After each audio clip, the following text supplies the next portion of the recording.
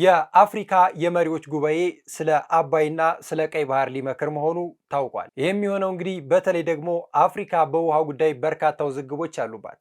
As the theme of this year happens to be sustainable water availability and safe sanitation, it also offers us an opportunity to carefully consider how we can rejuvenate the ecology from which our water resources originate. Excellency, ladies and gentlemen, the theme of the summit is on water and sanitation. በ39ኛው የአፍሪካ የመሪዎች ጉባኤ ላይ ከሚነሳው ዋነኛው ጉዳይ የውሃ ጉዳይ ነው። ከዚህ ጋር ተያይዞ እንግዲህ የኢትዮጵያ የረጅም ጊዜ ጥያቄ የሆነው የውሃ ጥያቄ ውሃ በአፍሪካ ቀንድ ከፍተኛው ውዝግብን እያስነሳ ይገኛል። በተለይ ደግሞ የኢትዮጵያ የሁለቱ ውሃዎች ጉዳይ በአፍሪካ ህብረት በዚህኛው የመሪዎች ስብሰባ ላይ በሰፊው ይነሳል። የመፍትሄ አቅጣጫዎችም ይቀመጡለታል። ከዚህም ጋር ተያይዞ የተባበሩት መንግስታት ድርጅት ዋና ጸሐፊ አንቶኒዮ ጉቴሬዝ እዚህ ጉባኤ ላይ ለመሳተፍ አዲስ አበባ ትናንትና ማምሻቸውን መምጣታቸው ይታወቃል። የአንቶኒዮ ጉቴሬዝ ወደ አፍሪካ በተለይ ደግሞ የአፍሪካ ጉዳዮች ላይ ለመነጋገር መምጣት ትልቅ ይዘት አለው። እንደምናውቀው ሀገራችን ኢትዮጵያ በተደጋጋሚ ለተባበሩት መንግስታት ድርጅት ስለ ቀይ ባህር የተለያዩ ደብዳቤዎችን አስገብታለች። ይህም ደብዳቤ ምላሽ የሚያገኝበት ትልቅ ጉባኤ ይሆናል ተብሎ ይጠበቃል። ውድ የሐሳብ ሚዲያ ቤተሰቦቻችን እንደምን ቆያችሁልን? ዕለታዊ የሐሳብ ዴይሊ ፕሮግራማችን እንሆ ተጀምሯል። በዛሬ የሐሳብ ዴይሊ ፕሮግራማችን የምናነሳው የአፍሪካ ህብረት መሪ ቃልንና አፍሪካ ህብረት ደግሞ በመሪ ቃሉ ላይ የተንተራሰውን የውሃ ጉዳይ በሰፊው እናነሳለን።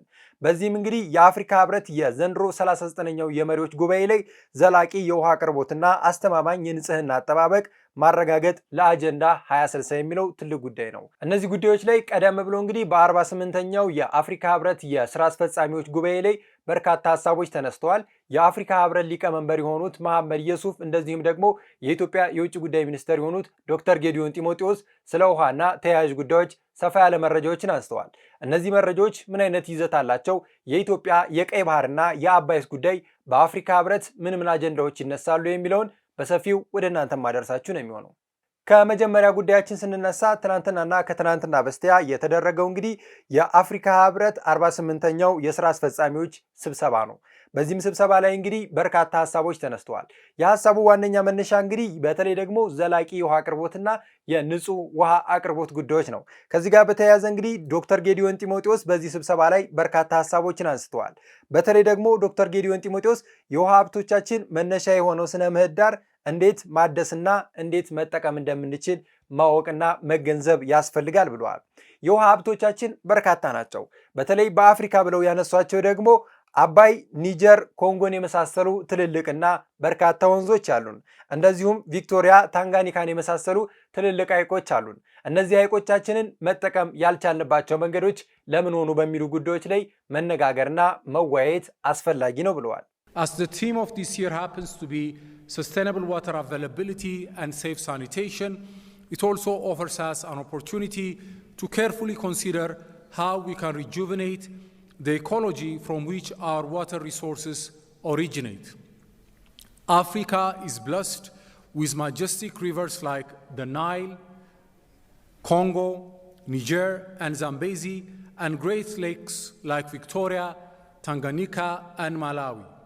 Our approach towards these resources should be guided by the principle of Ubuntu, taking into account the needs, situations, and aspirations of all concerned. Excellencies, distinguished delegates, ladies and gentlemen, in closing, I wish to thank each member state for your continued trust and partnership. May the deliberations of this session strengthen our union and truly advance Africa's interest. I wish you all a productive and enjoyable stay. እነዚህ ሀሳቦች የተነሱት እንግዲህ በ48ኛው የሥራ አስፈጻሚ ስብሰባ ላይ ነው።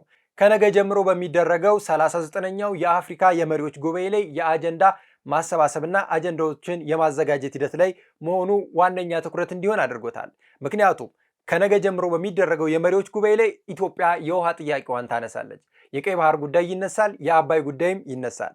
የራስን ሀብት የመጠቀም መብት ያላት ኢትዮጵያ ሀብቷን እንዳትጠቀም ከፍተኛ ጫና ሲደርስባት ነበረ። በዚህም ጉባኤ ላይ ይህ ሐሳብ እንዲነሳ ዋነኛ ማሳያ ነው። ሌላው እንግዲህ የአፍሪካ ህብረት ሊቀመንበር የሆኑት መሐመድ አሊ ዩሱፍ እንዳነሱት ከሆነ የጉባኤው ጭብጥ በውሃና ንጽህና ላይ ትኩረት ያደረገ ነው ብለዋል። ለሁሉም ሀገራቶች በጋራ ተጠቃሚነት ያለው ይህ ትልቅ ሀብት ነው ያሉት ውሃን በመጠቀም በሰላማዊ መንገድና ደህንነት ሀገራት የሚያቀርቡትን እንዲሁም ስለ ሰላም መረጋገጥ የሚያገለግል መሆን አለበትም ብለዋል። ውሃን ለሰላም መጠቀም እንችላለን። ውሃን ለሀገር ሀብት መጠቀም እንችላለን። የአፍሪካ ትልቁ ሀብቷ ውሃ ነው። ውሃን አጠቃቀም ችግር አለብን። የውሃ ደግሞ እጥረት በአፍሪካ አለ። ሀብቱ ያለን የአጠቃቀም ችግር ያለብን እኛ አፍሪካኖች ሀብታችንን እንዴት መጠቀም አለብን በሚለው ጉዳይ ላይ ትልልቅ ሀሳቦች ተነስተው ውይይት ተደርገዋል።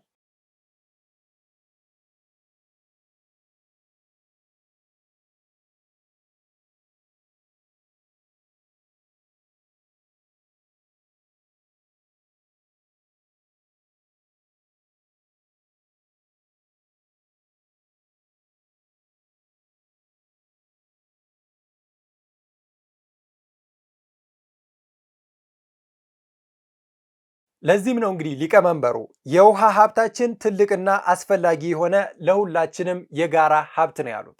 የአፍሪካ ውሃ ለአፍሪካውያኖች ሀብት ነው። ለዚህም ነው የአፍሪካ የመሪዎች ጉባኤ ላይ እንግዲህ አፍሪካ ስለ ራሷ የመወሰን መብት እንዳላትና አፍሪካዊ ጉዳዮች ላይ ደግሞ አፍሪካዊ ውሳኔ ማስተላለፍ የሚገባው።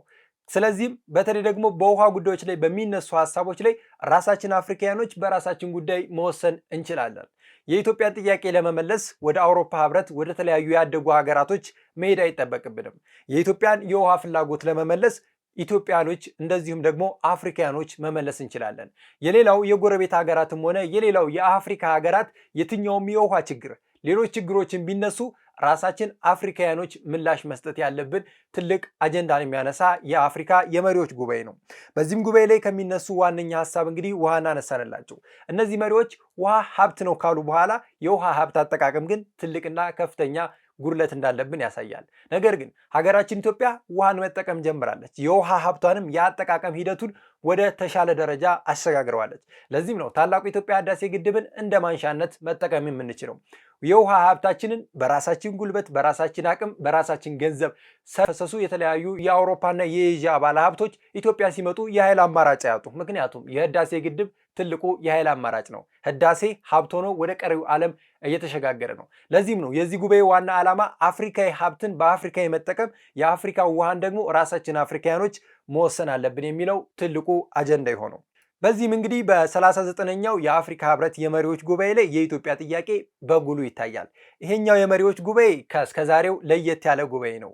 ይሄ ጉባኤ ከእስከዛሬው ለምን ለየት አለ ብለን ስንመለከት ይህም ጉባኤ እንግዲህ የኢትዮጵያን ፍላጎት የሚያሳይ ትልቅ ጉባኤ ነው። ምክንያቱም የኢትዮጵያ ትልቁና ዋናዋ ጥያቄ የውሃ ጉዳይ ነው።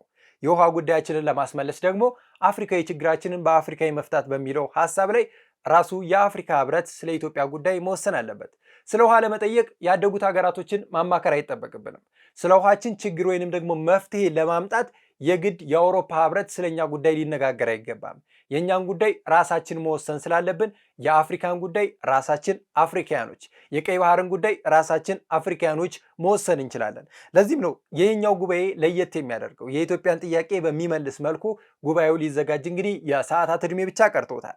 ኢትዮጵያ ከዚህ ጉባኤ ምን ትጠቀማለች? በተለይ ደግሞ የኢትዮጵያ ጥቅምስ ምንድን ነው ብለን ስንመለከት ይህ የኢትዮጵያን ፍላጎት በግልጽ የሚያሳዩ ሁለት ትልልቅ ሀሳቦችን የሚነሱበት የሚወያዩበት ወደ መፍትሄ አቅጣጫ የሚመጣበት ጉዳይ ነው። ቅድም እንዳነሳውላችሁ አንቶኒዮ ጉቴሬዝ እንግዲህ ወደዚህ ጉባኤ የመምጣታቸው ዋነኛው ጉዳይ በአፍሪካ ውስጥ ያሉ የውሃ ችግሮችን ወደ ሰላማዊ ሂደት አምጥቶ መፍታት ነው። ከዚህም ጋር ተያይዞ እንግዲህ የአፍሪካ ህብረት ሊቀመንበር መሐመድ አሊ ዩሱፍም የአፍሪካ ውሃ ለአፍሪካ ሰላም በሚል ሀሳባቸውን አንስተዋል። በቀጣይ ቀናቶች እንግዲህ የቀይ ባህር ጉዳይ ለአፍሪካ ቀንድ ሰላምና መረጋጋት ወሳኝነትና አስፈላጊ ነው። የኢትዮጵያ ማደግ ለአፍሪካ ማደግ ወሳኝ እንደመሆኑ አንጻር የኢትዮጵያን ጥያቄ ሊመልስ ይችላል። በዚህም ጋር ተያይዞ እንግዲህ ሁለት ትልልቅ አጀንዳዎች ይነሳሉ። በዚህም ጉባኤ ላይ እንግዲህ የኢትዮጵያ የሁለቱ ውሃዎች በተለይ ደግሞ በአፍሪካ ቀንድ እያመጡባት ያለውን ተጽዕኖ የሚቀንስ ትልቅ እድል አለው። የአባይ ጉዳይ በአፍሪካ ቀንድ በኢትዮጵያ ውስጥ ከፍተኛ ጫና እንዲመጣ ያደርጋል። በተለይ በቀንዱ ውስጥ የማይገኙ ሀገራቶች በአፍሪካ ቀንድ ካሉ ሀገራቶች ጋር በመመሳጠር ኢትዮጵያ ላይ ጫና ሲያመጡ ተመልክተናል። ለዚህም ኢትዮጵያ የአፍሪካ ቀንድ ሰላምና መረጋጋት ዋነኛ ምንጭ እንደመሆኑ አንጻር ሰላሟን ግን ልታጣ አይገባም። አባይን ለራሷ ሀብት ተጠቅማለች። የአባይ ሀብቷን ደግሞ በራሷ አቅም ተጠቅማለችና አፍሪካኖችን ወይንም ደግሞ ጎረቤት ሀገራቶችን በማይጎዳ መልኩ ውሃው እየፈሰሰ ይገኛል። ይሄ ባለበት ሁኔታ ግን ኢትዮጵያ ላይ ጫና ለማምጣት የተለያዩ ሂደቶች ሲሰሩ ነበረ። ይህንንም ጫና የምንቋቋመው በአፍሪካ ህብረት በዚህ ጉባኤ ላይ ይሄ ሐሳብ ይነሳል ተብሎ ይጠበቃል። ሌላው ሁለተኛው የኢትዮጵያ ትልቁ እና ዋነኛው ጥያቄ የቀይ ባህርና የባህር በር ጉዳይ ነው።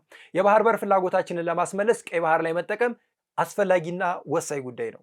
እንዴት አፍሪካውያን ሀገራቶች ስለ አፍሪካ መወሰን አይችሉም የሚለው ትልቅ ጥያቄ በተለያዩ ጊዜያቶች ይነሳል። ነገር ግን ይሄ ጥያቄ አሁን ላይ ያበቃ ይመስለኛል። ምክንያቱም አፍሪካኖች በራሳችን መወሰን ከጀመርን ሰንበትበት ብለናል። በተለይ ያደጉት ሀገራቶች በጥቅሞቻችን በፍላጎቶቻችን እየገዙ የአፍሪካን ሀብት የሚመዘብሩበትና አፍሪካን እስከ ዘላለም የሚነጥቁበት ሂደት ተገቢ ባልሆነበት በዚህ ሂደት ላይ መነጋገር አስፈላጊ ነው።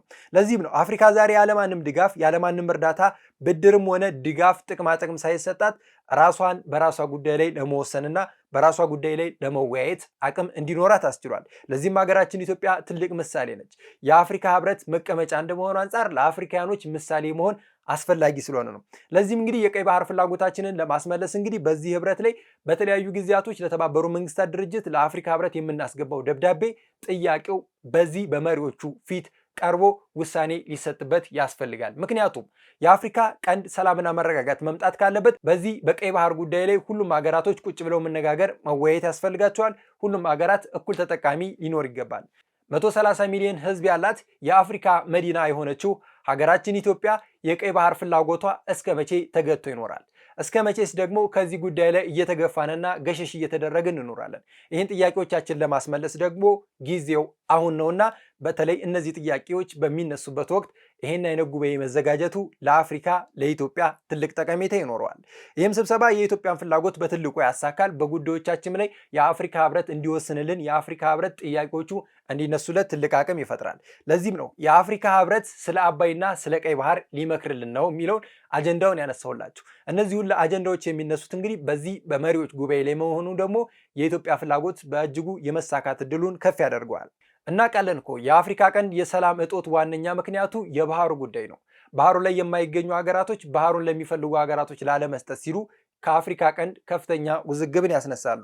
ለዚህም የአፍሪካ ቀንድ ወይንም ደግሞ የአፍሪካ ሰላም መምጣት ካለበት ባህሩ ላይ ቁጭ ብሎ መነጋገርና ስለ ባህሩ አስፈላጊና ጠቀሜታ ወይንም ደግሞ ባህሩ እንደ ኢትዮጵያ የሚያስፈልጋቸው ሀገራቶች ተጠቃሚነታቸው መረጋገጥ ያለበት ሁኔታ ነው።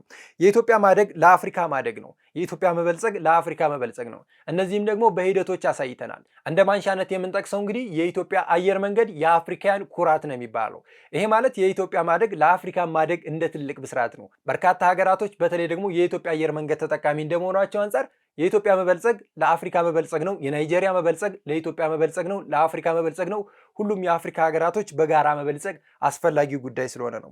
ዓለም የደገፈው ጥያቄያችንን ደግሞ በዚህ ጉዳይ ላይ ብናነሳውና በዚህ ሂደት ምላሽ ቢሰጥልን ትልቁና አስፈላጊ ነገር ነው። ለዚህም ነው እንግዲህ አንቶኒዮ ጉቴሬስ በተለያዩ ጊዜያቶች ኢትዮጵያ ስታነሳ የነበረውን ጥያቄ በዚህ ጉባኤ ላይ ለመወያየትና ለመነጋገር ወደ ሀገራችን ኢትዮጵያ የመጡበትን ሂደት የምንመለከተው። ከአንድም ሁለት ሶስቴ ኢትዮጵያ በቀይ ባህር ፍላጎቷ ላይ በተለይ ለአውሮፓ ህብረት ጥያቄዎችን ስታስገባ ነበረ። ይህም ጥያቄዋ በዝምታ ይታለፍ እንጂ የሆነ ቀን ምላሽ ማግኘቱ የማይቀር ጉዳይ ነበረ። አንቶኒዮ ጉቴሬስ ወደዚህ ስብሰባ መምጣታቸው ዋነኛው ዓላማ በአፍሪካ የውሃ ጉዳዮች ላይ ለመወያየት ነው። የአፍሪካ የውሃ ጉዳዮች ሲነሱ ደግሞ የኢትዮጵያም የውሃ ጉዳይ ይነሳልና በቀጣይ ቀናቶች ደግሞ በዚህ ጉባኤ ላይ የኢትዮጵያ የባህር በር ፍላጎት የአባይ ተጠቃሚነትና በአባይ ላይ የሚመጣባትን ጫና የሚቀንስበት ሂደቶችን የምንመለከት ነው የሚሆነው። ውድ የሀሳብ ዴይሊ ተከታታዮቻችን ለዛሬ ያስኩላችሁ ፕሮግራም ይህን ይመስል ነበረ። እናንተም እስከ ፕሮግራሜ ፍጻሜ አብራችሁኝ ስለቆያችሁ ከልብ እያመሰገኑ በቀጣይ ቀን በሌላ ፕሮግራም እስከምመለስ ቸር ቆዩ።